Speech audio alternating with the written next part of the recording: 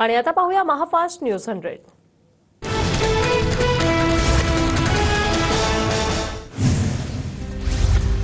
काश्मीरात 370 परत आणणार असं काँग्रेसने ठरवलंय। मात्र इंदिरा गांधी स्वर्गातून परतल्या तरी 370 परत येऊ शकत नाही। धुळ्यातील सभेत अमित शहांचं वक्तव्य।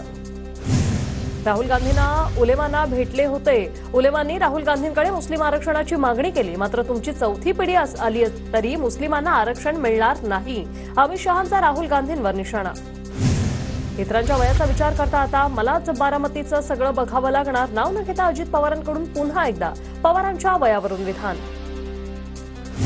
लोकसभेला साहेबांची शेवटची निवडणूक आताही शेवटचीच। आता नातवाकडे लक्ष द्या असं बोललं जातंय। पोरासारखा पुतण्या सोडला आणि नातवाकडे लक्ष, माझ्यात काय कमी? अजित पवारांचं बारामतीकरांच्या लोणी भापकर गावात वक्तव्य।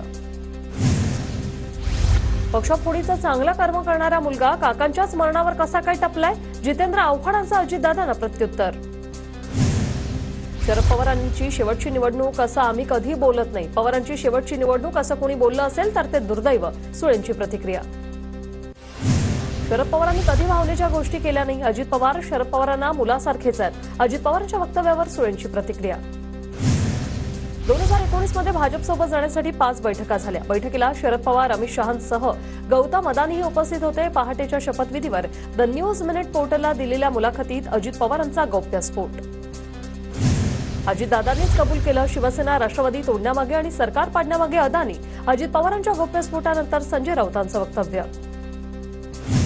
पहाटेच्या शपथविधीबद्दल आम्हाला काहीच माहीत नव्हतं। भाजपसोबत जाण्याच्या बैठकांबाबत आम्हाला माहीतच नाही। बैठका कधी झाल्या हे अजितदादांनाच विचारायला हवं। अजित पवारांच्या वक्तव्यावर सुप्रिया सुळेंची प्रतिक्रिया।